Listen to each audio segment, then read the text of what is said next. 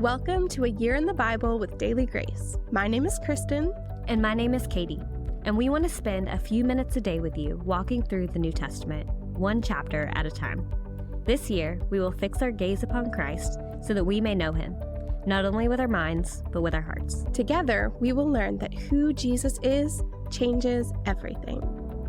Hello, and welcome back to A Year in the Bible with Daily Grace. My name is Katie, and it's my joy to walk with you through Hebrews in our year-long study of the New Testament. Today, we are studying Hebrews 9. As always, you can follow along with the Behold studies in the Daily Grace Co. shop or with the reading plan linked in the show notes. Have you ever found the Old Testament confusing? I know I have. The Old Testament can sometimes be difficult to understand, especially when it comes to different laws and temple rituals. Without proper context and comprehension, we can tend to ignore those passages and treat them as if they're unnecessary. Regardless of the ease of understanding these passages, the Old Testament is so necessary for our understanding of the full gospel. Hebrews 9 takes a deep dive into how the Old Testament temple fully connects to Jesus. Yesterday, we talked about how Jesus is a superior high priest of a superior covenant.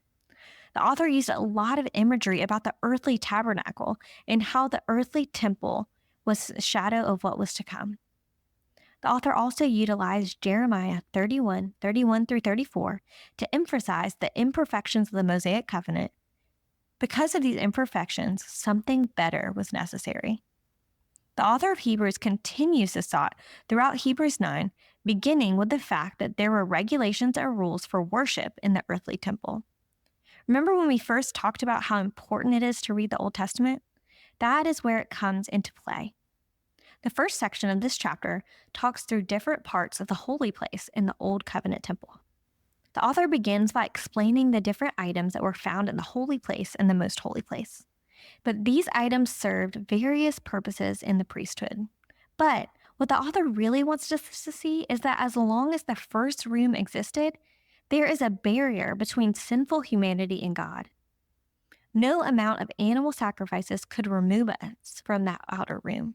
The sacrifices that were offered were not able to cover much sin. The high priests that served there were still sinful. There needed to be something greater, something more. And this is where Jesus enters the scene. Jesus came as a high priest who brought redemption. He provided the perfect eternal sacrifice, resulting in the Mosaic covenant no longer being necessary. Jesus' sacrifice wasn't done with animals, but rather with himself. Jesus' sacrifice is perfect. It is enough, and it covers all transgressions far and wide. And therefore, it does not need to be replicated. So where's the connection here? Why do we need the Old Testament law? Well, the Mosaic covenant was a glimmer of hope. It was a shadow of what God was planning to do. The author says that the first covenant utilized blood to purify. It was sprinkled over what was unclean, and it was used to make that thing clean. Jesus' blood was poured out onto us, making us clean.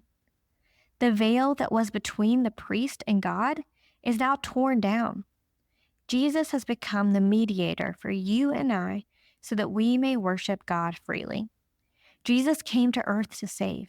He saw the brokenness among us and provided us the ultimate sacrifice to bring saving. In contrast to the animal sacrifices which were repeatedly offered, Jesus died once to bridge the gap between us and God. We behold him as our true Savior, the one who bridges the Old and New Testaments, the one who saw us in our sinful state and provided a way out. We behold Jesus as the perfect priest and perfect sacrifice.